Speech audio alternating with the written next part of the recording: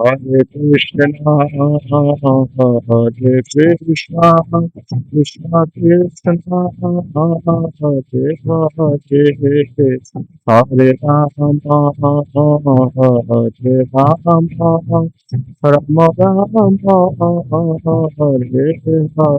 Hare Krishna, Hare Krishna, Krishna Krishna,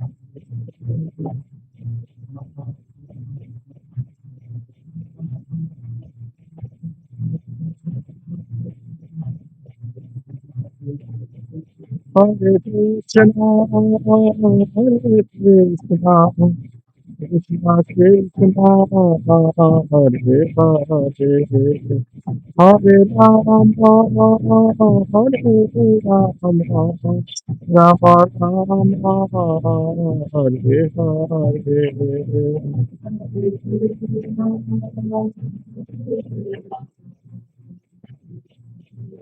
Ram, Ram Ram,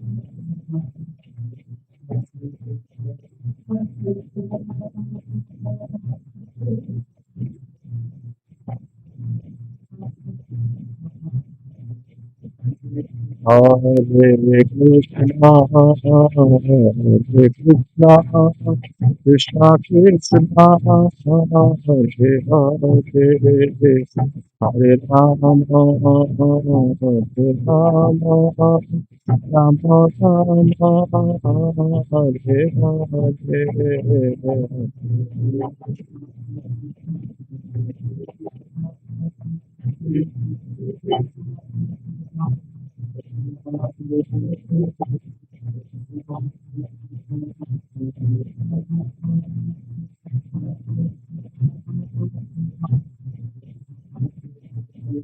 Hari Bo, Hari Bo, Hari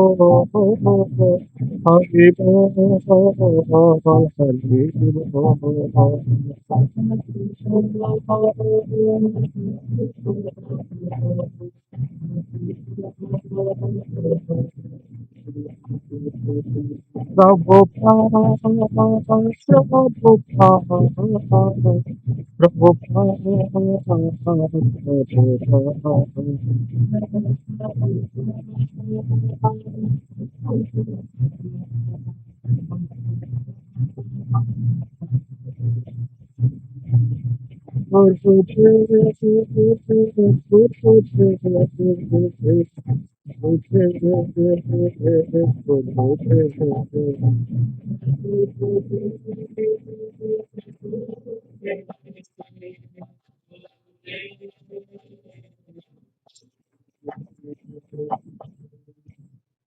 Shri Shri Radha Madhav की जय। विष्णुपाद परमहंस परिव्राज का आचार्य श्री श्रीमद अभय चरणारविंद भक्ति वेदांत स्वामी शिल प्रभुपाद महाराज की। इसका प्रतिष्ठाता आचार्य श्री श्रीमदेशी भक्ति वेदांत स्वामी शिल प्रभुपाद महाराज की। जय विष्णुपाद परमहंस परिव्राज का आचार्य श्री श्रीमद भक्त सिद्धांत सरस्वती ठाकुर शिल प्रभुपाद की। अनंत कोटि वैष्णव वृंद की। नमाचार्य शिल हरिदास ठाकुर की। प्रेम से कहो श्री कृष्ण चैतन्य प्रभु नित्यानंद श्री अद्वैत गदाधर शिवासदि गौर भक्त वृंद की। श्री श्री राधा कृष्ण गौर गोपीनाथ राधा कुंड श्याम कुंड गिरि गोवर्धन की। श्री वृंदावन धाम की। श्री मथुरा धाम की। श्री द्वारका धाम की। नदिया नवद्वीप धाम की। मायापुर चंद्रोदय मंदिर की। जगन्नाथ पुरुषोत्तम क्षेत्र की। जय जगन्नाथ बलदेव सुभद्रा माई की। गंगा माई की। जमुना माई की। भक्ति देवी की। तुलसी महारानी की जय। भुवन मंगलमय हरिनाम संकीर्तन की। संकीर्तन जनक श्री श्रीमन गौरांग महाप्रभु की। ग्रंथराज श्रीमद भागवतम की। संवेद गौर भक्त वृंद की। निताई गौर प्रेमानंदी।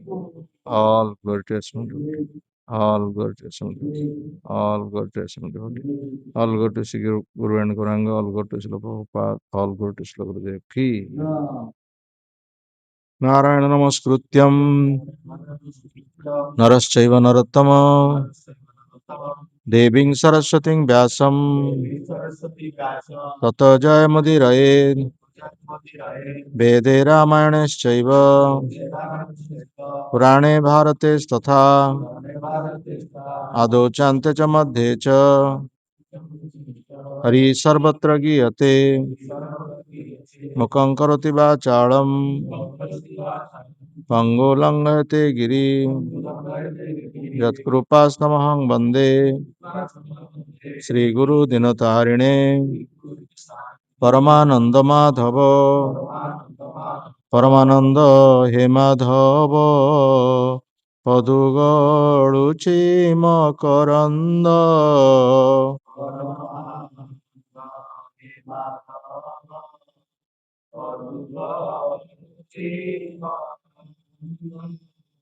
श्यामकरंद पान करी आनंदे बोल हरि हरि।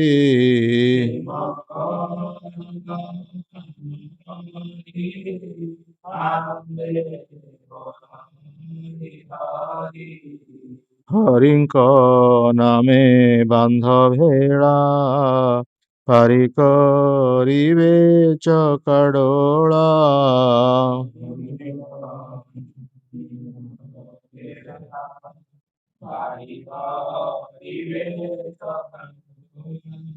सेचकाडोळांक पୟରେ मन मोर हो निरंतरे।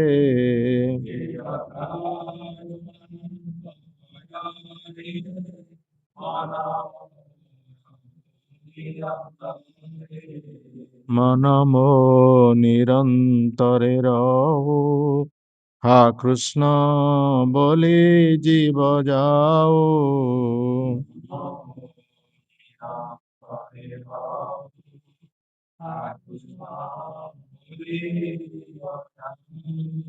हा कृष्ण बोली जाओ जीव मते उद्धर राधा धव।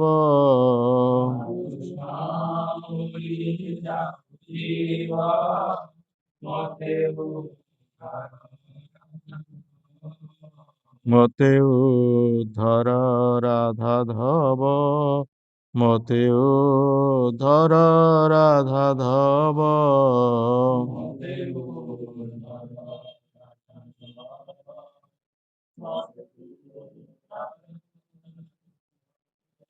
धर्म प्रज्जित कैतवत्र परम निर्मत्सरणं सतां वेद्यवास्तमत्र वस्तु शिवदं तापत्रन्मूलनं श्रीमद्भागवते महामुनिकृते किं वा परिरीश्वरु सद्यरुद्यवरुध्यते अत्र पृथिवी शुश्रूषुभिः तत्क्षणात् निगमकल्पतरुर्गलितं फलं सुखमुखादमृतद्रवसंयुतं पिबतं भागवतं रसमालयं मुहुरसिका भुवि भावुका अनर्थोपशमं सख्यात् भक्तियोगं मदख्यजे लोकस्य जानतु विद्वांस चक्रे सत्तत संहितां यस्यां वै श्रियमाणायां कृष्णै परमपुरुषे भक्तिरुत्पद्यते पुंस शोकमोहो भयापः श्रीमद्भागवतं पुराणममलं यद्वैष्णवानां प्रियं यस्मिन् पारमहंसमेकममलं ज्ञानं परमज्ञते तत्र ज्ञानविराग भक्तिसहितं नैष्कर्ममाभिस्कृतं तत्शृणन् सुपठन् विचारेण परो भक्त्या विमुच्य नरो अर्थोऽयं ब्रह्मसूत्राणां भारतार्थो विनिर्णय गायत्री भाष्यरूपसु वेदार्थ परिबृहित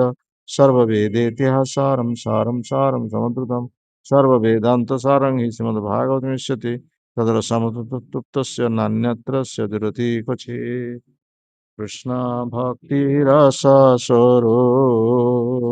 श्रीभागवत ताते वेद शास्त्र हईते परममहत चारि वेद उपनिषदे যত কিছু হয় তার অর্থ লয়া ব্যাস করিল সঞ্চয় তার অর্থ লয়া ব্যাস করিল সঞ্চয় চারি বেদ দধি ভাগ বতন বনিত মথিলেন সুখ খাইলেন পরীক্ষিত কৃষ্ণ তুল্য ভাগবত বিভু সর্বাশ্রয় প্রতি শ্লোকে প্রতি অক্ষরে নানা অর্থ কয় ভাগবত তুলসী গায় ভক্ত জনে চতুর্ধা বিগ্রহ কৃষ্ণ এই চারি সনে মায়া মুগ্ধ জীবের নাহি কৃষ্ণ স্মৃতি জ্ঞান জীবের কৃপায় কইল কৃষ্ণ বেদ পুরাণ যাও ভাগবত পঢ়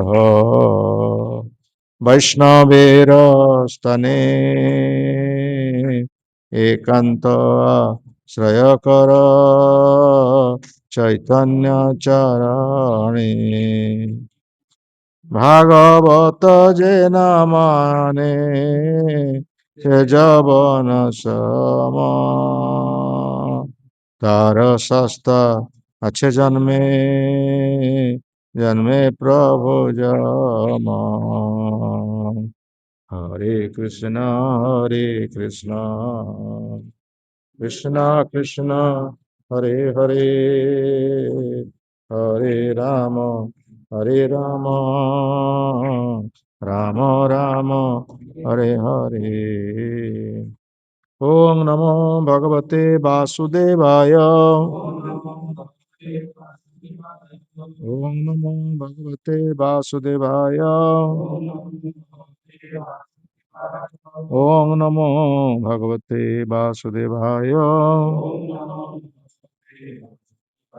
শ্রীমদ্ভাগবতম চতুর্থ স্কন্ধ চতুর্বিংশ অধ্যায় শ্লোক 77 বিন্দতে পুরুষ অমুষ্মা দদ্যদিচ্ছতি অসত্বরম মদ্গীত গীতাৎ সুপ্রীতাৎ শ্রেয়সামেক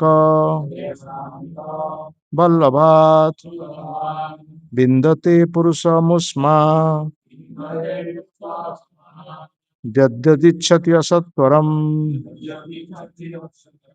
মদ্গীত গীতান সুপ্রীতান শ্রেয়সামেক বল্লভাৎ বিন্দতে পুরুষমুষ্মা যদ্যদিচ্ছতি অসত্বরম মদ্গীত গীতাৎ সুপ্রীতাৎ শ্রেয়সামেক বল্লভাৎ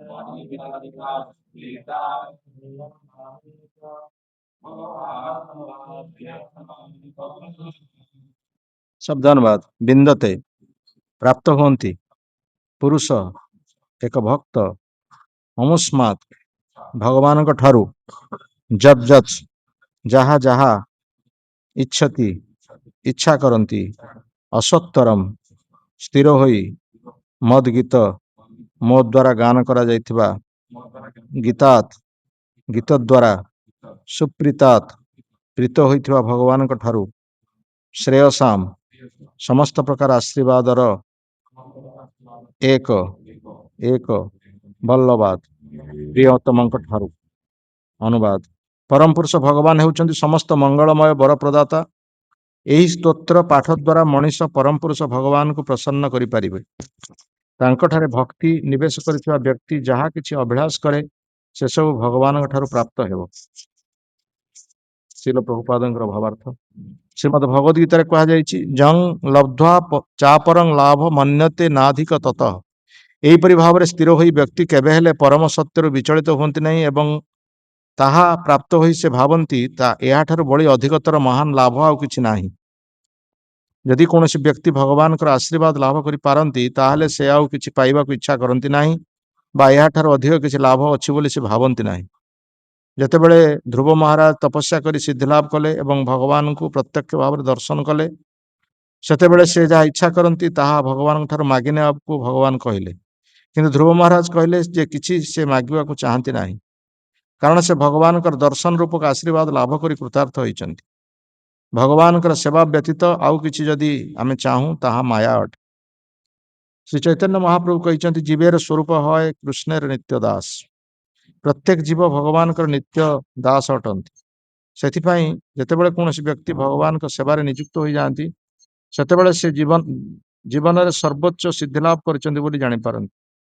ପ୍ରଭୁଙ୍କ କୃପାରୁ ଏକ ବିଶ୍ୱସ୍ତ ଭୃତ୍ୟର ସମସ୍ତ କାମନା ପୂର୍ଣ୍ଣ ହୁଏ ଏବଂ ଯେଉଁ ବ୍ୟକ୍ତି ଭଗବାନଙ୍କର ଦିବ୍ୟ ପ୍ରେମମୟୀ ସେବାରେ ନିଯୁକ୍ତ ହୋଇଯାଆନ୍ତି ତାହାଙ୍କର ଆଉ କୌଣସି କିଛି ଅପ୍ରାପ୍ତ ରହେ ନାହିଁ।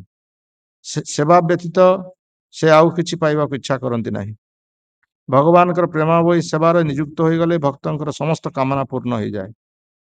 ଶ୍ରୀ ଶିବଜୀ ଆମମାନଙ୍କୁ ଏଠାରେ ପ୍ରଦର୍ଶନ କରିଛନ୍ତି ଯେ ତାଙ୍କ ଦ୍ୱାରା ଗାନ କରାଯାଇଥିବା ସ୍ତୋତ୍ର ଗାନ କଲେ ଭକ୍ତ ଜୀବନରେ ପରମ ସଫଳତା ଲାଭ କରିପାରିବେ। ବିନ୍ଦତେ ପୁରୁଷ ମୁସ୍ମଦଦ୍ୟଦିଚ୍ଛତି ଅସତ୍ୱରମ୍ ମଦ୍ଗୀତ ଗୀତାତ୍ ସୁପ୍ରୀତାତ୍। ଶ୍ରେୟସାମେକ ବଲ୍ଲଭାତ୍। ପରମ ପୁରୁଷ ଭଗବାନ ହେଉଛନ୍ତି ସମସ୍ତ ମଙ୍ଗଳମୟ ବର ପ୍ରଦାତା। ଏହି ସ୍ତୋତ୍ର ପାଠ ଦ୍ୱାରା ମଣିଷ ପରମ ପୁରୁଷ ଭଗବାନଙ୍କୁ ପ୍ରସନ୍ନ କରିପାରିବ। ତାଙ୍କଠାରେ ଭକ୍ତି ନିବେଶ କରିଥିବା ବ୍ୟକ୍ତି ଯାହା କିଛି ଅଭିଳାଷ କରେ ସେସବୁ ଭଗବାନଙ୍କ ଠାରୁ ପ୍ରାପ୍ତ ହବ। ଶିବଜୀ ପ୍ରଚେତାଙ୍କ ଉଦ୍ଦେଶ୍ୟରେ ଏହି ବକ୍ତବ୍ୟ କହୁଛନ୍ତି। ଏଇ ସ୍ତୋତ୍ର କହିସାରିଲା ପରେ ତାଙ୍କର ଗୀତା କହିସାରିଲା ପରେ ରୁଦ୍ର ଗୀତା, ସେ ରୁଦ୍ର ଗୀତା କହିସାରିଲା ପରେ ତାପରେ ଏ ସ୍ତୋତ୍ର ଗାନ କଲେ କଣ ଲାଭ ହବ ସେ ବିଷୟରେ କିଛି ଶ୍ଲୋକରେ ପୂର୍ବରୁ କିଛି ଶ୍ଲୋକ ମଧ୍ୟ କୁହାଯାଇଛି ଏବଂ ଏବେ ବି ମଧ୍ୟ ସେଇ ଶ୍ଲୋକ କୁହାଯାଉଛି ଯେ ଭଗବାନଙ୍କ କୃପା ଲାଭ କଲେ ଆଉ କଣ ଦୁନିଆରେ ବାକି ରହେ। ଆଉ କିଛି ପାଇବା ପାଇଁ ଆଶା ରଖାଯାଏ ନା। ଆଉ କିଛି ଅଧିକ ଜିନିଷ ମିଳିବ ଯେ ଆମେ ଭାବିବା ତାହା ନୁହଁ। ଭଗବାନଙ୍କୁ ପ୍ରାପ୍ତ ହେଇଗଲା ମାନେ ସବୁ ଯାହା କୁହାଯାଏ ଆମେ ପଇସା ଖୋଜୁଛେ କିନ୍ତୁ ଟଙ୍କାଟିଏ ମିଳିଗଲେ ଟଙ୍କା ଭିତରେ 100 ପଇସା ଅଛି। ତେଣୁ ସେ ପ୍ରକାର ଆମେ ବିଭିନ୍ନ କାମନା ବାସନାରେ ଲିପ୍ତ ହେଇକି ଆମେ ବିଭିନ୍ନ ଦେବତା ମାନଙ୍କର ଶରଣାପନ୍ନ ହଉଛି। କିନ୍ତୁ ଯେତେବେଳେ ଆମେ ଭଗବାନଙ୍କ କୃପା ଲାଭ କରିବା, ଭଗବତ କୃପା ଲାଭ କରିବା, ସେତେବେଳେ ଆମର ସମସ୍ତ କାମନା ପୂର୍ଣ୍ଣ ହେଇଯିବ। ଅକାମ ସର୍ବ କାମ ବା ମୁଖ୍ୟ କାମ ଉଦାରଧି ତୀବ୍ରେଣ ଭକ୍ତି ଯୋଗେନ ଯଜେତ ପୁରୁଷ ପର। ଶ୍ରୀମଦ୍ ଭାଗବତମର ଏ ଶ୍ଲୋକ। ଭଗବାନ ସମସ୍ତଙ୍କର କାମନା ପୂରଣ କରନ୍ତି। ଯାହାର କିଛି କାମନା ନାହିଁ, ଅକାମ କହିଲେ ଯାହାର କିଛି କାମନା ନାହିଁ। କାମନା କାହାର ନାହିଁ? ଏ ସମସ୍ତ ଜଗତରେ ସମସ୍ତଙ୍କର କିଛି ନା କିଛି କାମନା ଅଛି। କାମନା ଥିବା ହେତୁ ତ ଆମେ ଜଗତକୁ ଆସିଛେ। କାମନା ଯଦି ନଥାନ୍ତା ଆମେ କାହିଁକି ଆସିଥାନ୍ତେ ଏ ଜଗତ? ଆମେ ରହିଥାନ୍ତେ ସେ ଭଗବତ ଧାମରେ ରହିଥାନ୍ତେ। ଆମର କାମନା ରହିଥିବା ହେତୁ, ଏଇ କାମନାକୁ ପୂର୍ତ୍ତି କରିବା ହେତୁ ଭଗବାନ ଏଇ ଜଗତକୁ ସୃଷ୍ଟି କରିଛନ୍ତି। ଭୌତିକ ଜଗତ, ଭୌତିକ ଜଗତରେ ଆମେ ନିଜ ନିଜର କାମନାକୁ ପୂର୍ତ୍ତି କରିବା ନିମିତ୍ତ ଏଠି ଆସିଛୁ। ଗୋଟିଏ କାମନା ପୂର୍ତ୍ତି କଲେ ପୁଣି ଆଉ ଗୋଟିଏ କାମନା, ସେ କାମନାକୁ ପୂର୍ତ୍ତି କଲେ ପୁଣି ଆଉ ଗୋଟିଏ କାମନା, ସେ କାମନାକୁ ପୂର୍ତ୍ତି କଲେ ପୁଣି ଆଉ ଗୋଟିଏ କାମନା। এই ପ୍ରକାର କାମନା କାମନା ଲାଗି ରହିଛି। ଯାହା କୁହାଯାଏ ଆମର ଇଂରାଜୀରେ କହୁଛି ହ୍ୟୁମାନ ୱାଣ୍ଟସ୍ ଆର୍ ଅନଲିମିଟେଡ, ଅସୀମ କାମନା। ହଁ, ସେଇ କଥା ମଧ୍ୟ ନବମ ସ୍କନ୍ଦ ଭାଗବତରେ ଯଜାତି ମହାରାଜ, ଯିଏକି ଶଶାଗରା ପୃଥିବୀର ରାଜା ଥିଲେ, ତାଙ୍କର ପତ୍ନୀ ଥିଲେ ହେଉଛନ୍ତି ଦେବଯାନୀ, ଶୁକ୍ରାଚାର୍ଯ୍ୟଙ୍କର କନ୍ୟା।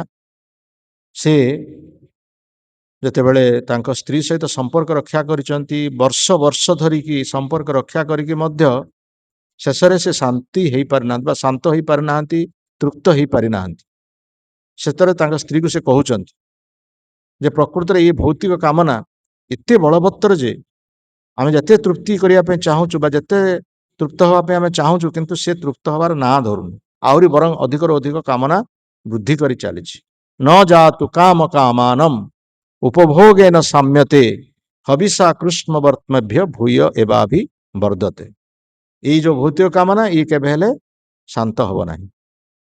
ନ ଯାତୁ କାମ କାମାନ ଉପଭୋଗେନ, ଯେତେ ତୁମେ ଉପଭୋଗ ଦିଅ ଶରୀରକୁ ଯେତେ ଉପଭୋଗ ଦେଲେ ମଧ୍ୟ ସେ ଆହୁରି ଅଧିକରୁ ଅଧିକ ଉପଭୋଗ ଚାହିଁବ। ଯେମିତି ଉଦାହରଣ ଦିଆଯାଉଛି, ଅଗ୍ନିରେ ଯେମିତି ଘିଅକୁ ଯେତେବେଳେ ଆହୁତି ଦିଆଯିବ ଅଗ୍ନିଟା ଲିଭିବ ନାହିଁ, ଅଗ୍ନିଟା ଅଧିକରୁ ଅଧିକ ପ୍ରଜ୍ୱଳିତ ହେବ। ଠିକ ସେଇଭଳି ଭାବରେ ଏ ଭୌତିକ କାମନାକୁ ଆମେ କେବେ ହେଲେ ଶାନ୍ତ କରିପାରିବାନି। କିନ୍ତୁ ଯାହାର କାମନା ନାହିଁ ବୋଲି କୁହାଯାଇଛି, କାମନା ତ ନିଶ୍ଚିତ ଭାବରେ କିଛି ନା କିଛି ଅଛି। କଣ କାମନା? ଭକ୍ତର କାମନା ଅଛି। ଭକ୍ତ କାମନା ହଉଛି ଭଗବାନଙ୍କର ସେବା କରିବାର କାମନା, ଏଇଟା ହଉଛି ତାର କାମନା। କିନ୍ତୁ ଜଣେ ସାଧାରଣ ବ୍ୟକ୍ତି କର୍ମୀ ଲୋକର କାମନା ହଉଛି କେମିତି ଇନ୍ଦ୍ରିୟ ତୃପ୍ତି କରିବ, କେମିତି ପରିବାର ଠାରୁ ଶାନ୍ତି ପାଇବ, ଦେଶ ଠାରୁ ଶାନ୍ତି ପାଇବ, ଜାତି ଠାରୁ ଶାନ୍ତି ପାଇବ, ତାର କାମନା ଏଥିପାଇଁ। କିନ୍ତୁ ଭକ୍ତର କାମନା ହଉଛି ମୋ ଭଗବାନଙ୍କର ସେବା କରିବି ଏବଂ ସେ ସେବା କରିବାଟା ହଉଛି ମୋର ଇଚ୍ଛା। ନ ଏକଥା ମଧ୍ୟ ମହାପ୍ରଭୁ କହିଛନ୍ତି, ନ ଧନମ ନ ଜନମ ନ ସୁନ୍ଦରୀ କବିତାଙ୍ଗ ବା ଜଗଦୀଶ କାମଏ। ଏଇ କାମଏ ଶବ୍ଦ ପୁଣି ଏଠି ଆସିଲା। ନ ଧନ, ମୋର ଧନର ଆବଶ୍ୟକତା ନାହିଁ, ମୋର ଜନର ଆବଶ୍ୟକତା ନାହିଁ। ମତେ ଲୋକମାନେ ପ୍ରଶଂସା କରନ୍ତୁ, ମତେ ଲୋକମାନେ ବାହାବା କରନ୍ତୁ, ମୋ ପଛରେ ହଜାରେ ଲୋକ ଉଡାନ୍ତୁ। ନ ସୁନ୍ଦରୀ, ଏପରିକି ମୋର ସୁନ୍ଦରୀ ସ୍ତ୍ରୀ ଉପଭୋଗ କରିବାର କାମନା ମଧ୍ୟ ନାହିଁ। ସୁନ୍ଦରୀ କବିତାଙ୍ଗ ବା ଜଗଦୀଶ, ଜଗଦୀଶ କହିଲେ ମୁଖ୍ୟ, ମୁଖ୍ୟ କାମନା ବା ମୁକ୍ତ ହବା, ମୁକ୍ତ ହେଇଯିବା, ମୁକ୍ତି ପାଇଯିବା, ଇଏ ଗୋଟେ ମଧ୍ୟ ମାନେ ଯାହା କୁହାଯାଏ ସୂକ୍ଷ୍ମ ସ୍ତରରେ ଗୋଟେ ଏଇଟା ବିରାଟ କାମନା। ଯଦିଓ ବାହାରକୁ ଜଣା ପଡୁନି କାମନା, କିନ୍ତୁ ଏଇଟା ଗୋଟେ ବହୁତ ବଡ ଜଘନ୍ୟ କାମନା। ହଁ, ମୁକ୍ତି ପାଇଯିବା, ମୁକ୍ତି ପାଇଯିବା ମାନେ ଯାଇକି ବ୍ରହ୍ମରେ ମିଶିଯିବା, ଲୀନ ହେଇଯିବା। ବ୍ରହ୍ମ ଯୋଉ ପରମ ବ୍ରହ୍ମ ଯେ ଭଗବାନ ଆସିଛନ୍ତି, ତାଙ୍କ ସାଙ୍ଗରେ ଆମେ ମିଶିଯିବା, ଏଇଟା ହଉଛି କାମନା। ଶେଷ କାମନା ମଧ୍ୟ ଭକ୍ତର ନାହିଁ। କିନ୍ତୁ ଯୋଉମାନେ ମାୟାବାଦୀ ବ୍ୟକ୍ତି ମାନେ ସେମାନେ ଚାହାନ୍ତି ଯେ ବ୍ରହ୍ମରେ ମିଶିଯିବା ପାଇଁ। ତାଙ୍କର ଜୀବନର ଅନ୍ତିମ ଲକ୍ଷ୍ୟ ହେଉଛି ମୁକ୍ତି ଲାଭ କରିବା। କିନ୍ତୁ ଯୋଉଟା ଭକ୍ତ ମୁକ୍ତିକୁ କଣ କରେ ନା ସେ ତାକୁ ତୁଚ୍ଛ ମନେ କରେ, ଆଉ ମୁକ୍ତିକୁ ନର୍କ ସଦୃଶ ଜ୍ଞାନ କରେ। ମୁକ୍ତିଟାକୁ ଭକ୍ତ ନର୍କ ସଦୃଶ ଜ୍ଞାନ କରେ।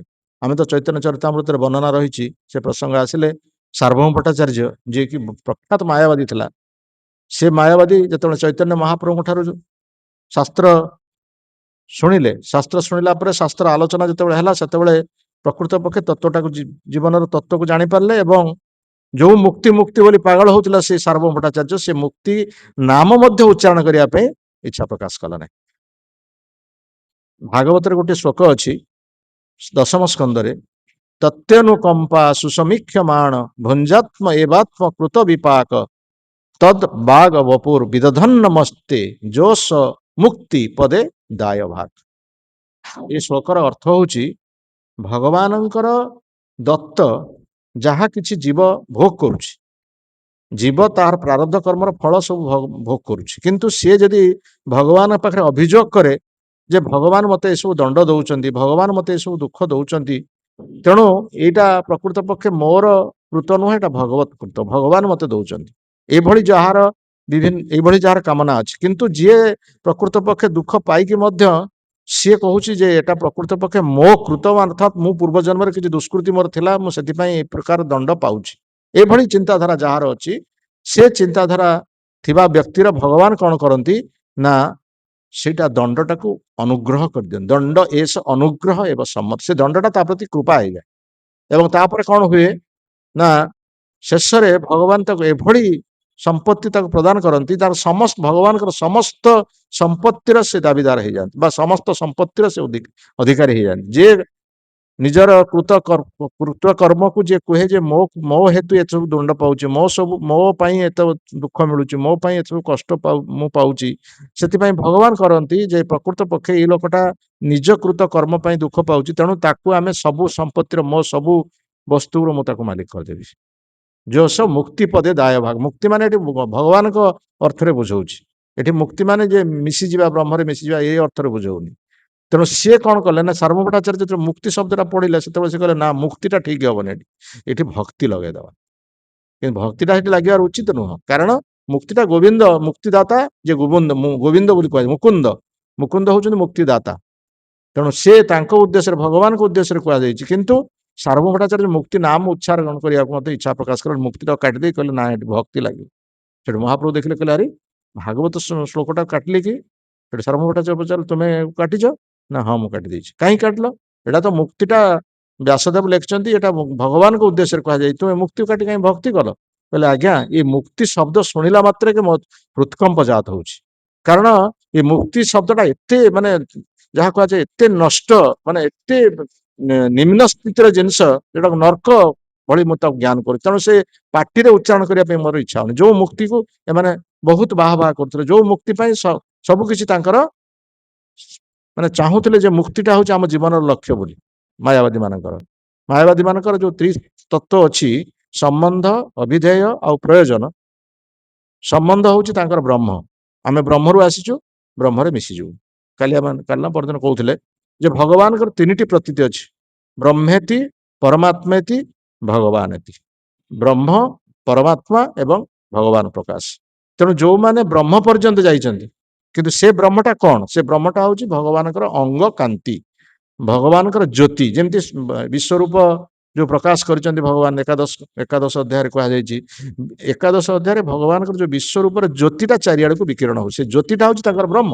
ସେମିତି ସୂର୍ଯ୍ୟଙ୍କର କିରଣ, ସୂର୍ଯ୍ୟ ଅଲଗା, ସୂର୍ଯ୍ୟ କିରଣ ଅଲଗା, ସୂର୍ଯ୍ୟଙ୍କ ଠାରୁ ସୂର୍ଯ୍ୟ କିରଣ ଆସୁଛି, କିନ୍ତୁ ସୂର୍ଯ୍ୟ କିରଣ ସୂର୍ଯ୍ୟ ନୁହନ୍ତି। ଠିକ ସେଇଭଳି ବ୍ରହ୍ମ ଭଗବାନଙ୍କ ଠାରୁ ଆସୁଛି, କିନ୍ତୁ ବ୍ରହ୍ମ ଭଗବାନ ନୁହନ୍ତି। କିନ୍ତୁ ସେମାନେ ଚାହାନ୍ତି କଣ ନା ଆମେ ବ୍ରହ୍ମରୁ ଆସିଛୁ। ସେମାନେ କହିବେ ଯେ ଆମର ବ୍ରହ୍ମ ହଉଛି ଆମର ସ୍ଥିତି, ବା ଆମେ ବ୍ରହ୍ମର ଉତ୍ସ, ଆମର ଉତ୍ସ ହଉଛନ୍ତି ବ୍ରହ୍ମ। ସମ୍ବନ୍ଧ ଗଲା ବ୍ରହ୍ମ। ଅଭିଧେୟ କଣ, ଆବଶ୍ୟକ କଣ ନା ଅଭିଧେୟ ହଉଛି ଆମର ଜ୍ଞାନ। ତେଣୁ ମାୟାବାଦୀ ମାନେ ଜ୍ଞାନ ଚର୍ଚ୍ଚା କରନ୍ତି, ଗବେଷଣା କରନ୍ତି, ଧ୍ୟାନ କରନ୍ତି, ଅଧ୍ୟୟନ କରନ୍ତି, ସେମାନେ କେବଳ ଏଇ ସବୁ କରନ୍ତି। ତେଣୁ ତାଙ୍କର ଅଭିଧେୟ ହଉଛି ଜ୍ଞାନ। ତାପରେ ପ୍ରୟୋଜନ କଣ, ଆବଶ୍ୟକ କଣ ନା ପ୍ରୟୋଜନ ହଉଛି ମୁକ୍ତି। ଆମେ ମୁକ୍ତି ପାଇଯିବା, ବ୍ରହ୍ମରେ ମିଶିଯିବା। ବ୍ରହ୍ମରେ ତୁମେ ମିଶି ପାରିବ ନାହିଁ। जीव केबे हेले भगवान हेई परिबो नाही। जीव जीव स्थिति रे रहिबो, भगवान भगवान स्थिति रे रहिबो। जेमति कहा जायछि गोटे आमे बारंबार कहिछु, गोटे गच्छ भितरे गच्छर पत्र सब अछि, सबुज पत्र रहिछि, सबुज पत्र भितरे गोटे लाउडंकिया साप अछि। लाउडंकिया साप कोन पत्र भितरे मिसि जिवो? ता पत्र रंगटा हଉଛି लाउडंकिया सापर रंग हଉଛି ସବୁଜ, ତା ମାନେ ନୁହେଁ ଯେ ସେ ପତ୍ର ହେଇଯାଇଛି। ତେଣୁ ଆମେ ପଶିଯିବା ତା ଭିତରକୁ, ଭାବିବା ତ ଏଟା ଗୋଟେ ପତ୍ର, ଆଉ ଲାଉଡଙ୍କିଆ ସାପଟା ଗୋଟେ ପତ୍ର, କିନ୍ତୁ ସର୍ପ ଯିଏ ସେ କାର୍ଯ୍ୟ କରିବ, ସେ ଦଂଶନ କରିବ ବା ଆଖି ଖୋଳିକି ନେଇଯିବ। ଆମେ ଭାବିବା ଉଚିତ ଯେ ସାପ ମଧ୍ୟ ପତ୍ର ହେଇଯାଇଛି ନା। ସେଇଭଳି ଭାବରେ ବ୍ରହ୍ମ ସହିତ ଜୀବ କେବେ ହେଲେ ମିଶି ପାରିବ ନାହିଁ। କିନ୍ତୁ ଏ ମାୟାବାଦୀ ମାନଙ୍କର ସିଦ୍ଧାନ୍ତ ହଉଛି ଆମେ ମଧ୍ୟ ବ୍ରହ୍ମ ସହିତ ମିଶିଯିବା। ସେଥିପାଇଁ ସେମାନେ କହନ୍ତି ତତ୍ତ୍ୱମସି। ତତ୍ତ୍ୱମସି ମାନେ ତୁମେ ତାହା ଅଟ। ତୁମେ ତାହା ଅଟ କଣ? କେମିତି? ତୁମେ କଣ ଭଗବାନ ଅଟ? ହଁ, ତୁମେ ଯଦି ଭଗବାନ ଅଟ, ତୁମେ କାହିଁକି ଜନ୍ମ ମୃତ୍ୟୁ ଜରା ବ୍ୟାଧି ଦୁଃଖ କାହିଁ ଭୋଗୁଛ? ତ୍ରିତାପ ଦୁଃଖ କାହିଁ ଭୋଗୁଛ? ଆଦି ଦୈବିକ ଦୁଃଖ, ଆଦି ଭୌତିକ ଦୁଃଖ, ଆଧ୍ୟାତ୍ମିକ ଦୁଃଖ ଭଗବାନ କଣ ଭୋଗ କରୁଥିଲେ? ଭଗବାନ କଣ ବୃଦ୍ଧ ହଉଥିଲେ? ଭଗବାନ କଣ ବାଳ ପାଚି ଯାଉଥିଲା? ଭଗବାନଙ୍କର ଦାନ୍ତ ପଡି ଯାଉଥିଲା? ଭଗବାନଙ୍କର ବୃଦ୍ଧ ହବାର ଫଟ ନାହିଁ। ତେଣୁ ତୁମେ କେମିତି କହୁଛ ଯେ ତୁମେ ବ୍ରହ୍ମରେ ମିଶିଯିବ ଆଉ ବ୍ରହ୍ମ ହେଇଯିବ? ତୁମେ ତୁମର ସ୍ଥିତିରେ ରହିବ, ଭଗବାନ ଭଗବାନ ସ୍ଥିତିରେ ରହିବ। ଯଦିଓ ଜୀବ ଭଗବାନଙ୍କର ଅଂଶ ବିଶେଷ, କିନ୍ତୁ ସେ ଭଗବାନ ହେଇପାରିବନି। ଏଇ ହଉଛି ଅଚିନ୍ତ୍ୟ ଭେଦାଭେଦ ତତ୍ତ୍ୱ ମହାପ୍ରଭୁଙ୍କର। ତେଣୁ ସେ ଯାହା ହଉ, ଏଠି ସେଇ କଥା କୁହାଯାଇଛି ଯେ ପ୍ରକୃତ ପକ୍ଷେ ମାୟାବାଦୀ ମାନଙ୍କର ତାଙ୍କର ଶ୍ରେୟ ବା ତାଙ୍କର ଜୀବନର ଅନ୍ତିମ ଲକ୍ଷ୍ୟ ହଉଛି ମୁକ୍ତି ଲାଭ କରିବା। ସେମିତି ବୈଷ୍ଣବ ମାନଙ୍କର ସେମିତି ଯୋଉ ତ୍ରିତତ୍ତ୍ୱ କଥା କୁହାଯାଇଛି, ସମ୍ବନ୍ଧ, ଅଭିଧେୟ ଆଉ ପ୍ରୟୋଜନ। ବୈଷ୍ଣବ ମାନଙ୍କର ସମ୍ବନ୍ଧ କଣ? ଆମର ସମ୍ବନ୍ଧ କଣ? ଆମ ସମ୍ବନ୍ଧ ହଉଛି କୃଷ୍ଣ, ଭଗବାନ କୃଷ୍ଣ। କୃଷ୍ଣ ଜୀବେର ସ୍ୱରୂପ হয় କୃଷ୍ଣର ନିତ୍ୟ ଦାସ। ଆମର ସ୍ୱରୂପ ସ୍ଥିତି ହଉଛି ଆମେ କୃଷ୍ଣଙ୍କର ସେବକ। ଭଗବାନ ମଧ୍ୟ ଗୀତାରେ କହିଲେ ମମେଇ ବାଂଶ ଜୀବ ଲୋକ ଜୀବ ଭୂତ ସନାତନ। ଜୀବାତ୍ମା ଶାଶ୍ୱତ ଭାବରେ ଭଗବାନଙ୍କର ଅଂଶ। ତେଣୁ ଆମର ଯାହା କୁହାଯାଏ ସମ୍ବନ୍ଧ, ଆମ ସମ୍ବନ୍ଧ ହଉଛି କୃଷ୍ଣଙ୍କ ସହିତ। ତେଣୁ କୃଷ୍ଣ ହଉଛନ୍ତି ଆମର ନିତ୍ୟ ସମ୍ବନ୍ଧ। ତେଣୁ ଆମର ଯୋଉ ପାଞ୍ଚ ପ୍ରକାର ଭୌତିକ ଜଗତରେ ସମ୍ପର୍କ ଅଛି, ପିତା ପୁତ୍ରର ସମ୍ପର୍କ, ପତି ପତ୍ନୀର ସମ୍ପର୍କ, ଭ୍ରାତା ଭଗ୍ନୀର ସମ୍ପର୍କ, ବନ୍ଧୁ ବାନ୍ଧବ ସମ୍ପର୍କ, ପ୍ରଭୁ ଭୃତ୍ୟର ସମ୍ପର୍କ, ଏ ସମସ୍ତ ସମ୍ପର୍କ ବା ଏ ସମ୍ବନ୍ଧ ମଧ୍ୟରେ କୃଷ୍ଣଙ୍କୁ ରଖିଦେଲେ ଆଉ ସମ୍ବନ୍ଧରେ କୌଣସି ପ୍ରକାର ଅସୁବିଧା ନାହିଁ। କିନ୍ତୁ ଆମ ସମ୍ବନ୍ଧରେ କୃଷ୍ଣ ନଥିବା ହେତୁ ପରିବାରରେ ମନୋମାଳିନ୍ୟ ହଉଛି, ପରିବାରରେ ବିଶୃଙ୍ଖଳା ହଉଛି। ଆମେ ସେ ବିଷୟରେ କହୁଥିଲେ ସେଦିନ ସେଇ ମାଲଗୋଦାମ ପାଖରେ। ଏ ସମ୍ବନ୍ଧରେ କାହିଁକି ବିଶୃଙ୍ଖଳା ହଉଛି, କାହିଁକି ଛାଡବାଡ ହଉଛି? କେବଳ କୃଷ୍ଣ ନାହାନ୍ତି। ଆମେ କୃଷ୍ଣକୁ ସମ୍ବନ୍ଧ କରିନୁ, କୃଷ୍ଣକୁ ସେଣ୍ଟର ପଏଣ୍ଟ କରିନୁ, ସେଥିପାଇଁ ଅସୁବିଧା ହଉଛି। ତେଣୁ ସମ୍ବନ୍ଧ ଭଗବାନ କୃଷ୍ଣଙ୍କ ସହିତ ଆମର ବୈଷ୍ଣବ କୃଷ୍ଣକୁ ସମ୍ବନ୍ଧରେ ସମ୍ବନ୍ଧିତ କରେ। ଅଭିଧେୟ କଣ? ଆମର ଆବଶ୍ୟକ ନା ଆମେ କରିବା କଣ? ଅଭିଧେୟ ହଉଛି ଭକ୍ତି। ଭକ୍ତି ମାନେ ସେବା। ଆମେ ଭଗବାନଙ୍କର ସେବା କରିବା। ଭଗବାନଙ୍କ ସେବା କଲେ ଭଗବାନ ସନ୍ତୁଷ୍ଟ ହେବେ। ତାପରେ ପ୍ରୟୋଜନ କଣ? ଆମର ଆବଶ୍ୟକ କଣ? ନା ପ୍ରେମ। କୃଷ୍ଣ ପ୍ରେମ ବିନା ଦରିଦ୍ର ଏ ଜୀବନ।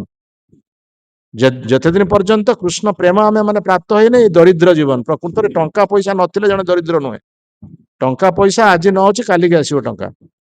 ଯିଏ ଟଙ୍କା ପଇସା ଯାହାର ନାହିଁ ସେ ଦରିଦ୍ର ନୁହେଁ। ସୁଦାମା କଣ ନିଜକୁ ଦରିଦ୍ର ବୋଲି କହୁଥିଲେ? ସୁଦାମା ବାହ୍ୟ ଦୃଷ୍ଟିରେ ତାକୁ ଜଣେ ଦରିଦ୍ର ବୋଲି କହୁ, କିନ୍ତୁ ସୁଦାମା ନିଜକୁ ଦରିଦ୍ର ବୋଲି କହୁନଥିଲେ। ମୁଁ ଭଗବାନଙ୍କର ନାମ ଉଚ୍ଚାରଣ କରୁଛି, ମୁଁ ଆନନ୍ଦମୟ ସ୍ଥିତିରେ ଅଛି। ତାଙ୍କ ପତ୍ନୀ ବାଧ୍ୟ କଲା ହେତୁ ସେ ଗଲେ ଦ୍ୱାରକା, କିନ୍ତୁ ପ୍ରକୃତରେ ସୁଦାମା ଚାହୁଁନଥିଲେ ଯିବା ପାଇଁ। କହିଲେ ମୋର ଏଇ ଅବସ୍ଥାକୁ ମୁଁ ଯାଇ କାହିଁକି ମୋ ବନ୍ଧୁଙ୍କ ପାଖରେ କହିବି? ମୁଁ ଯେମିତି ଯୋଉ ସ୍ଥିତିରେ ମତେ ଭଗବାନ ରଖିଛନ୍ତି, ମୁଁ ସେଇ ସ୍ଥିତିରେ ଆନନ୍ଦ ଅଛି। ତେଣୁ ଯେ ଟଙ୍କା ପଇସା ନାହିଁ ମାନେ ସିଏ ଦରିଦ୍ର ନୁହଁ। ଦରିଦ୍ର ହଉଛି ସେଇ ବ୍ୟକ୍ତି ଯିଏ ପ୍ରକୃତରେ କୃଷ୍ଣକୁ ଭୁଲି ଯାଇଛି। ଯିଏ ଭଗବାନଙ୍କ ସହିତ ଯୁକ୍ତ ହେଇନି ସିଏ ହଉଛି ଦରିଦ୍ର। ତେଣୁ ସେଥିପାଇଁ କୁହାଯାଇଛି କୃଷ୍ଣ ପ୍ରେମ ବିନା ଦରିଦ୍ର ଏ ଜୀବନ। ଯେତେ ଦିନ ପର୍ଯ୍ୟନ୍ତ ଆମ କୃଷ୍ଣ ପ୍ରେମ ଆମେ ଲାଭ ନ କରିଛେ, ଇଏ ହଉଛି ଦରିଦ୍ର। ଯେତେ ଜିନିଷ ଆସୁ, ଟଙ୍କା ଥାଉ, ଧନ ଥାଉ, ଅର୍ଥ ଥାଉ, କାମନା ପୂରଣ ହଉ, ଯାହା ହଉ ନା କାହିଁକି, ପ୍ରକୃତରେ ଆମେ ଦରିଦ୍ର। କିନ୍ତୁ ଯେତେବେଳେ କୃଷ୍ଣ ମିଳିଗଲେ, ଆମକୁ କୃଷ୍ଣ ପ୍ରେମ ମିଳିଗଲା, ଭକ୍ତି ମିଳିଲା, ଭଗବାନଙ୍କ ସେବା ମିଳିଲା, ସେତେବେଳେ ଆମେ ହଉଛି ପ୍ରକୃତରେ ଧନୀ। କାରଣ ଭଗବାନ ହଉଛନ୍ତି ଧନୀ, ତାଙ୍କର ପତ୍ନୀ ହଉଛନ୍ତି ଲକ୍ଷ୍ମୀ। ତେଣୁ ଆମର ଆଉ କିଛି ଅପ୍ରାପ୍ୟ ରହିବ ନାହିଁ। ସେଠି ଏ କଥା କୁହାଯାଇଛି। ଭଗବାନଙ୍କୁ ପାଇଗଲା ପରେ ଆଉ କଣ ଅପ୍ରାପ୍ୟ ଅଛି? ସେମିତି ଧ୍ରୁବଙ୍କର ଉଦାହରଣ ଦିଆଯାଇଛି। ସାଧାରଣତଃ ଲୋକମାନେ କହନ୍ତି ତୁମେ ଭଗବାନଙ୍କର ଭକ୍ତ ହବ ନାହିଁ। କୃଷ୍ଣଙ୍କର କେବେ ହେଲେ ଭକ୍ତ ନୁହଁ, ବରଂ ଶିବଙ୍କର ଭକ୍ତ ହୁଅ। କାରଣ ଶିବ ସମସ୍ତଙ୍କୁ ଧନରତ୍ନ ଦିଅନ୍ତି। ଶିବ ଯାହା କୁହାଯାଏ, ଶିବ ଆଶୁତୋଷ ତାଙ୍କର ଗୋଟେ ନାମ, ଯେ ଅଳ୍ପରେ ସନ୍ତୁଷ୍ଟ ହେଇଯାଆନ୍ତି। ତାଙ୍କୁ ଯାହା ମାଗିଲେ ସେ ଦେଇଦେବେ, କିନ୍ତୁ ଭଗବାନ ସବୁ ନେଇଯିବେ ତୁମକୁ। ଯାହା ତାଙ୍କୁ ତୁମେ ଯଦି ପୂଜା କରିବ, ଆରାଧନା କରିବ, ସେ ତମର ସବୁ କିଛି ହରଣ କରିନେବେ। ଯସ୍ୟାହଂ ଅନୁଗୃହ୍ଣାମି ହରିଷ୍ୟେ ତଦ୍ ଧନ ଶନୈ। ଏ କଥା ମଧ୍ୟ ଭାଗବତରେ କୁହାଯାଇଛି। ଯାହାଙ୍କୁ ମୁଁ ଅନୁଗ୍ରହ କରେ ତାହାର ଭୌତିକ ଧନ ସବୁ ଅପହରଣ ହେଇଯାଏ। ସତ କଥା ଏଇଟା ନାଇଁ? ଭଗବାନ କହୁଛନ୍ତି ନା, ଆରେ ମତେ ଭଜନ କରୁଛି ପୁଣି ସେ ବିଷୟ ମାଗୁଛି। ଆମେ ଭଜେ ବିଷୟ ମାଗେ ଏହି ବଡ ମୂର୍ଖ। ମତେ ଭଜନ କରୁଛି ପୁଣି ବିଷୟ ସୁଖ ମାଗୁଛି, ସେ ହଉଛି ମୂର୍ଖ। ଆମେ ବିଜ୍ଞ ଏହି ମୂର୍ଖକେ ବିଷୟ କେନେ দিব? ମୁଁ ତ ହଉଛି ବିଜ୍ଞ, ସେ ସିନା ମୂର୍ଖ। ସେ ମତେ ବିଷୟ ସୁଖ ମାଗୁଛି, ମୁଁ କାହିଁକି ତାକୁ ବିଷୟ ସୁଖ ଦେବି? ସ୍ୱ ଚରଣାମୃତ ଦିଆ ବିଷୟ ଭୁଲାଇବି, ତାକୁ ମୁଁ ନିଜର ଚରଣ ଦେଇଦେବି। ଅର୍ଥାତ୍ ଯେ ଭଗବାନଙ୍କୁ ପାଇବ ତାର ଆଉ ଅନ୍ୟ କଣ ଦରକାର ଆବଶ୍ୟକ ଅଛି? ସେ ଧ୍ରୁବଙ୍କ କଥା କୁହାଯାଇଛି। ଭଗବାନ ସମସ୍ତଙ୍କର କାମନା ପୂରଣ କରନ୍ତି। ମୁଁ ପ୍ରଥମ ଶ୍ଲୋକରୁ ଆରମ୍ଭ କରିଛି, ଅକାମ ସର୍ବ କାମ ବା ମୁଖ୍ୟ କାମ ଉଦାରତି। ଅକାମ ମାନେ ଯାହାର କିଛି କାମନା ନାହିଁ, ମାନେ ଯାହାର ଭଗବାନଙ୍କର ସେବା କରିବାର କାମନା, ତାକୁ ମଧ୍ୟ ଭଗବାନ ତାର କାମନା ପୂରଣ କରୁଛନ୍ତି। ଭକ୍ତର କାମନା କଣ ଭଗବାନ ପୂରଣ କରୁନାହାନ୍ତି? ଭକ୍ତର କାମନା ପ୍ରଥମେ ସେ ପୂରଣ କରିବେ। ଭଗବତ ଗୀତାରେ ମଧ୍ୟ କହିଛନ୍ତି, ସମହଂ ସର୍ବଭୂତେଷୁ ନ ମେ ଦସ୍ୟସ୍ତି ନ ପ୍ରିୟ ଭଜନ୍ତୁ ଯେ ମାଂ ଭକ୍ତ୍ୟା ମୟି ତେ ତେଷୁ ଚାପ୍ୟହମ୍। ମୁଁ ସମସ୍ତଙ୍କ ପ୍ରତି ସମାନ, ଯିଏ ମୋର ଭକ୍ତ ନୁହେଁ ତାର କାମନାକୁ ମୁଁ ପୂରଣ କରୁଛି। ଭକ୍ତର କାମନା ମୁଁ ପୂରଣ କରିବିନି? ଭକ୍ତ ଚାହୁଁଛି ମୋର ସେବା କରିବା ପାଇଁ, ମୁଁ ତାର କାମନା ପୂରଣ କରିବିନି? ତାର କାମନା ମୁଁ ପୂରଣ କରୁଛି। ଆଉ ସର୍ବକାମ ଅର୍ଥାତ୍ ଯାହାର ବିଭିନ୍ନ ପ୍ରକାର କାମନା ଅଛି, ଧନର କାମନା ଅଛି, ସୁନ୍ଦର ସ୍ତ୍ରୀର କାମନା ଅଛି, ଯଶର କାମନା ଅଛି, ପ୍ରତିଷ୍ଠାର କାମନା ଅଛି, ପଦପଦବୀର କାମନା ଅଛି, ସେ ସବୁ କାମନାକୁ ମଧ୍ୟ ମୁଁ ପୂରଣ କରୁଛି। କାହିଁକି ଦେବତାଙ୍କର ଶରଣାପନ୍ନ ହବା, ଭଗବାନଙ୍କର କାହିଁକି ଶରଣାପନ୍ନ ନ ହବା? ଯେମିତି ଭଗବାନ କୃଷ୍ଣ ବୃନ୍ଦାବନବାସୀଙ୍କୁ କହିଲେ, ତୁମେ ଇନ୍ଦ୍ର କାହିଁ ପୂଜା କରୁଛ? ଇନ୍ଦ୍ରକୁ ପୂଜା କଲେ ବର୍ଷା ହବ ବୋଲି ଏଇ ଧାରଣା ତୁମର ଅଛି? ଯୋଉଠି ଇନ୍ଦ୍ର ପୂଜା କରାହଉନି ସେଠି ତ ବର୍ଷା ହଉଛି, ତେଣୁ ସେଠି ତ ଇନ୍ଦ୍ର ପୂଜା କରୁନ, ସେଠି କେମିତି ବର୍ଷା ହଉଛି? ଆଉ ତୁମେ ଏଠି ଇନ୍ଦ୍ର ପୂଜା କରି ବର୍ଷା କାହିଁକି ଭାବୁଛ ଯେ ବର୍ଷା ହଉ? ବର୍ଷା ହଉଛି ଗୋବର୍ଦ୍ଧନ ପର୍ବତ ରହିଥିବା ହେତୁ, ସେଠି ମେଘ ବାଜିକି ବର୍ଷା ହଉଛି। ଆଉ ବର୍ଷା ହେଲା ଫଳରେ ଶସ୍ୟ ଉତ୍ପାଦନ ହଉଛି, ଆମେ ତାହାକୁ ଖାଇକି ଜୀବନ ଧାରଣ କରୁଛେ। ଦେବତା ପୂଜା କରିବାର କଣ ଦରକାର? ସେଥିପାଇଁ ଭଗବାନ କହୁଛନ୍ତି, ତୁମେ ଅନ୍ୟ ଦେବତା ପୂଜା ନ କରିକି ଆରେ ମତେ ପୂଜା କର, ମୋର ଆରାଧନା କର, ମୁଁ ତମର ସମସ୍ତ କାମନା ପୂରଣ କରିବି। ଅକାମ ସର୍ବ କାମ ବା ମୁଖ୍ୟ କାମ, ଯୋଉମାନେ ମୁକ୍ତି କାମୀ, ଯୋଉମାନେ ଏଇ ମାୟାବାଦୀ ମାନଙ୍କର ମୁକ୍ତି କାମୀ, ସେମାନଙ୍କର କାମନା ମଧ୍ୟ ଭଗବାନ ପୂରଣ କରୁଛନ୍ତି। ତୀବ୍ରେଣ ଭକ୍ତି ଯୋଗେନ ଯଜେତ ପୁରୁଷ ପର। ଯେତେବେଳେ ଭଗବାନଙ୍କର ସେବାରେ ଜଣେ ନିଯୁକ୍ତ ହେଇଯାଏ, ଜଣେ ଭଗବାନଙ୍କ ସେବାରେ ଆନ୍ତରିକ ଭାବରେ ନିଯୁକ୍ତ ହେଇଯାଏ, ଏଇ ସମସ୍ତ କାମନା ତାର ସବୁ ଗୁଡିକ ପୂରଣ ହେଇଯାଏ। ତାର ଆଉ ମାଗିବାର କିଛି ଆବଶ୍ୟକତା ନଥାଏ। ମୁଁ ଭଗବାନଙ୍କୁ ଯାଇ ରୁଟି ମାଗିବି, ଖାଦ୍ୟ ମାଗିବି ନା, ଯିଏ ପ୍ରକୃତରେ ବୋକା ଲୋକ ସେ ସବୁ ମାଗେ। ଭଗବାନ ସେ କଥା କହୁଛନ୍ତି ନା, ମତେ ମାଗୁଛି, ମତେ ପୂଜା କରୁଛି, ପୁଣି ମାଗୁଛି ଧନ। ଆରେ ମୁଁ ତ ତାର ଅନ୍ତରର କଥା ମୁଁ ଜାଣିପାରୁଛି, ସେ ତାର କଣ ଆବଶ୍ୟକ ମୁଁ ଜାଣିପାରୁଛି। ତାଙ୍କ ପାଖରେ ଆମେ କାହିଁକି ରାଜାଙ୍କ ପାଖରେ ଯାଇକି 2 ଟଙ୍କାର ରୁଟି ମାଗିବା କାହିଁ? ରାଜାଙ୍କ ପାଖରେ ଯାଇ କହିବା, ରାଜା ମୋ ପାଖରେ ଘରେ ଚାଉଳ ନାହିଁ କିଛି, ମତେ 5 କେଜି ଚାଉଳ ଦିଅନ୍ତୁ। ରାଜାଙ୍କୁ ଯାଇ କଥା କହିବା? ରାଜାଙ୍କୁ କହିବା ଯେ ପ୍ରକୃତ ପକ୍ଷେ ମୋର ସମ୍ପୂର୍ଣ୍ଣ ଭାବରେ ଦାରିଦ୍ରତା କେମିତି ଚାଲିଯାଉ, ମୋର ଯେମିତି ଦାରିଦ୍ରତା ନ ରହୁ, ଏଇ କଥା ରାଜାଙ୍କୁ ମାଗିବ। କିନ୍ତୁ ନାଇଁ 2 ଦିନ ପାଇଁ 2 କେଜି ଚାଉଳ ଦିଅନ୍ତୁ, 3 କେଜି ଡାଲି ଦିଅନ୍ତୁ, ଏଇଭଳିଆ ଯାଇ ରାଜାଙ୍କୁ ମାଗିବା? ଏଗୁଡା ସବୁ ମୂର୍ଖ ଲୋକର କାମ। ଯେ ପ୍ରକୃତରେ କୃଷ୍ଣ ଭଜନ କରେ ସିଏ ହଉଛି ଚତୁର, ସେ କିଛି ନ ମାଗିକି ମଧ୍ୟ ସବୁ କିଛି ପାଇଯାଏ। ଏ ପ୍ରସଙ୍ଗରେ ଗୋଟିଏ କଥା ଟିକେ କହିବି। ଗୋଟେ ରାଜାଙ୍କର ବହୁତ ଚାକର ସବୁ ଥିଲେ, ବହୁତ ବିଶ୍ୱସ୍ତ ଭୃତ୍ୟ ଥିଲେ। ତେଣୁ ଦିନେ ରାଜା ସମସ୍ତଙ୍କ ଉପରେ ସନ୍ତୁଷ୍ଟ ହେଇକି କହିଲେ, ଯାହାର ଯାହା ଆବଶ୍ୟକ ତାହାକୁ ମୁଁ ଦେବି, ସମସ୍ତଙ୍କ କାମନା ମୁଁ ପୂରଣ କରିବି। ସେଠୁ ବହୁତ ଲୋକ ଚାହିଁଲେ ଯେ ଯାହା ହଉ ରାଜା ଆଜି ଖୁସି ଅଛନ୍ତି, ଆମର ଯାହା ଯାହା ଦରକାର ଆମେ ପାଇବା। କିଏ କହିଲା, ଆଜ୍ଞା ମୋ ଝିଅଟି ବାହା ହେଇପାରୁନି, ମୋର ଗୋଟେ ପାତ୍ର ବ୍ୟବସ୍ଥା କରିଦିଅନ୍ତୁ। ଠିକ ଅଛି, ତମ ପାଇଁ କରିଦବା ବ୍ୟବସ୍ଥା। କିଏ କହିଲା, ଆଜ୍ଞା ପୁଅଟି ମୋର ଗୋଟେ ଚାକିରି ପାଉନି, ତା ପାଇଁ ଗୋଟେ କିଛି କର୍ମସଂସ୍ଥାନର ବ୍ୟବସ୍ଥା। ଠିକ ଅଛି, ତମର କରିଦବା। କିଏ କହିଲା, ଆଜ୍ଞା ମୋର ଜମି ଗୋଟେ ନାହିଁ, ମୋର ରୋଜଗାର ନାହିଁ, ଆଉ ଜମିଟି ମଧ୍ୟ ନାହିଁ, ମତେ ଆପଣ ଯାହା ଅର୍ଥ ଦଉଛନ୍ତି ସେଥିରେ ହଉନି, ମତେ ଗୋଟେ ଜମି କରିଦିଅନ୍ତୁ। ଠିକ ଅଛି, ତମର ହେଇଯିବ। ଏ ପ୍ରକାର ଭାବରେ ଯାହାର ଯାହା ଇଚ୍ଛା ସମସ୍ତଙ୍କୁ ମାଗି ନେଲେ। କିନ୍ତୁ ଜଣେ ଚାକର ଥିଲା, ତାକୁ ଡାକିଲେ ରାଜା, ସେ କିଛି ଆସୁନି କି ତା ରାଜାଙ୍କ ପାଖକୁ କିଛି କହୁନି। ରାଜା ଡାକିଲେ, ତାକୁ କହିଲେ, ତୁ କାହିଁ ରହିଛୁ ଚୁପଚାପ ହେଇକି, ତୁ ଆ ପାଖକୁ। ସେଠୁ ରାଜା ତାଙ୍କୁ ଯେତେବେଳେ ଡାକିଲେ, ସେଠୁ ଚାକରଟି ଆସିଲା। ଚାକରଟି ଆସିଲା ପରେ ରାଜା କହିଲେ, କଣ ତୋର ଦରକାର? କହିଲେ, ଆଜ୍ଞା ମୋର କିଛି ଦରକାର ନାହିଁ, ମୋର କିଛି ଦରକାର ନାହିଁ, ମତେ ଯାହା ଦେଇଛନ୍ତି ଆପଣ ସେଇଥିରେ ମୁଁ ଖୁସିରେ ଅଛି, ମୋର ଆଉ ଅଧିକ କିଛି ଆବଶ୍ୟକ ନାହିଁ। ରାଜା କହିଲେ, ତୁ ବୋକାଟା, ତତେ ମୁଁ ଦବାକୁ ଚାହୁଁଛି, ସମସ୍ତେ ନେଇଗଲେ, ଯାହାର ଯାହା ଆବଶ୍ୟକ ସମସ୍ତେ ନେଇଗଲେ, ତୋର କଣ କିଛି ଆବଶ୍ୟକ ନାହିଁ, ତୁ କିଛି ଚାହୁଁନୁ? କହିଲେ, ନାଇଁ ମୋର କିଛି ଚାହିଁବାର ନାହିଁ, ମତେ ଆପଣ ଯେତିକି ଦେଇଛନ୍ତି ମୁଁ ସେଇଥିରେ ସନ୍ତୁଷ୍ଟ ଅଛି। ବୋକାଟା ଆଉ, ସତରେ ବୋକା। ଆରେ ମୁଁ ତତେ ବାଧ୍ୟ କରୁଛି, ତୁ କହ କିଛି, ମାଗ, ଆଜି ଗୋଟେ ସୁଯୋଗ ତତେ ମିଳିଛି, ମାଗ। କହିଲେ, ଆପଣ ଯଦି ବାଧ୍ୟ ମତେ କରିବେ ତାହେଲେ ମୁଁ ଏତିକି ଖାଲି କହିବି, ଆପଣ ମୋ ଘରକୁ ଯିବେ, ମୋ ଘରେ ଆପଣ ଦିନେ ଅତିଥି ହେବେ। ଆରେ ତୁମ ଘରେ ଅତିଥି ହେଲେ ତୋର ଲାଭ କଣ ସେଥିରେ ହବ? तू से बहुत बहुत नयांत हबु तो परिश्रम बहुत तो बहुत कष्ट हम मु जीवी मोर सब व्यवस्था करू ये सब जिन कहीं सब धंदा करने कहले आज्ञा मुझे लाभ क्षतिर किसी विचार करे ना आपण खाली मो घरे दिने अतिथि हे मुझे मात्र चाहूँगी अच्छा ठीक अच्छे दिन बार स्थिर हो गला निर्दिष्ट दिन निर्दिष्ट तारीख सब ठीक हो गला राजा जीवे राजा जीवे जो कर्मचारी मैंने तो सुपरभाइज करने जी राजा कौ भाई जगह को जी राजा कौन एमती सेमती जगह को चली तेणु कर्मचारी मैंने जो देखिले से लोकर घर को आसिक देखिले से घर प्रकृत में गोटे साधारण लोक रही उपयुक्त नुह घर चाल छपर ना कांथ गोटे गोटे जगह पड़ जा बहुत जराजीर्ण घर से तेणु राजकर्मचारी कहले यही घर को राजा आसबे हाँ राजा स्थिर कर माने राजा निश्चित भाव आसबे किंतु ए घर हम ना राजप्रासाद या राजा उपयुक्त प्रासाद व्यवस्था करागला केवल तो राजा केवे आसबेनि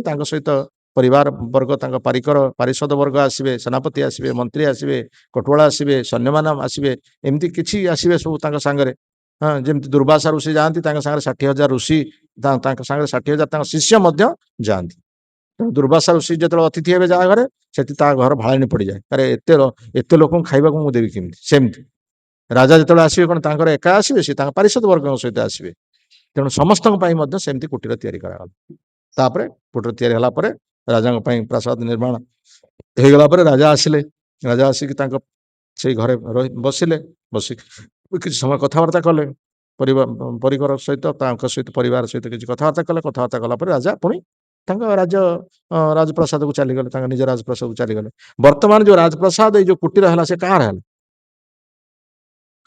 से लोकर है जो लोक किसी मागि ना कहला मोर किसी दरकार नहीं आज्ञा मोर किसी दरकार नहीं मत आप किसी देवा आप दिंतु ना मोर मोर जी आप बहुत खुशी अच्छी मु किंतु एत चतुर से राजा को कहला खाली मोर घर अतिथि हूँ कि राजा घर अतिथि करने से सब किसी पाइगल सेमती सुदामा सुदामा कृष्ण कौन किसी मागिले सुदामा किसी मागि पारना किसी कही पारना पत्नी पत्नी कहते जे तुम बंधु पाखे कह आमर खावा ना असुविधा आम चलुचु पाने उपवास रोच तुम्हें कह जाऊच जाओ किंतु भगवान कृष्ण अंतर्जामी सूत्र से सब जानीगले बर चाउल को जबरदस्ती छड़े नहीं गले खुद चाउल जो आनी से खुद चाउल झाड़ भिजी जाइए लुणिया लगे ताकू पुणी मुठे आणिकी पाटे पकईदे पाटे पकई कहले केते सुंदर खाद्य रखिच ये सब कथा कहला सुदामा पुणी घर को फेरी सुदामा घर को फेरी मन मन चिंता कर कृष्ण पाखे किसी कहनी मो दरिद्र कथा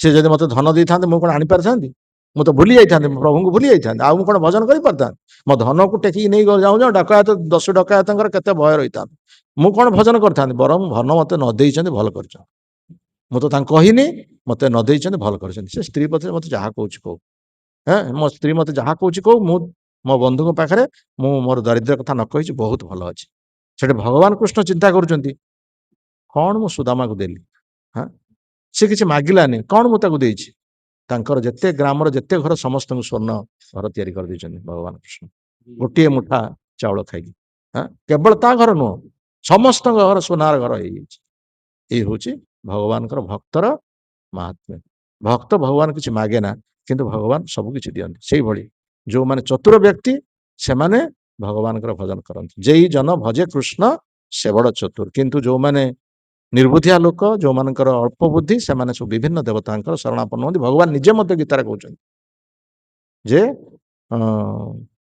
से श्लोकटी हूँ कौन मन पड़नी से कहुचे कामेस्तेष्टे हृतज्ञान प्रपद्यन्ते अन्य देवता तंग नियम आस्ताय प्रकृता नियते स्वया आ गोटे श्लोकटा सुंदर श्लोकटे रही जो मैंने जानती मज्जाजिन अपि माम मद्भक्ता जानती मामपि से श्लोकटी अंतबंतम फलम तेषाम तद्भवत्यम अल्पमेधसाम देवान देवजो जो जानती मद्भक्ता जानती मामपि ये कथा भगवान कहते अंतबंतम जो माने देवता पूजा करती से जो माने फल पाती से जो फल पाती से माने आरंभ अच्छी तार शेष अच्छी कारण देवता माने स्थायी फल केबे दे पारिबे नाही भगवान ही स्थायी फल देवे से आरंभ अच्छी से फलर प्राप्तिर आरंभ अच्छी पुणी शेष अच्छी अंतबंतम फलम तेषाम तद्भवत्यम अल्पमेधसाम अल्पमेध अल्प बुद्धिमान जो मैंने अल्प बुद्धि लोक विभिन्न देवता शरणापन्न होगी फल पाती जो फलर आरंभ अच्छी से फलर पुणी शेष अच्छी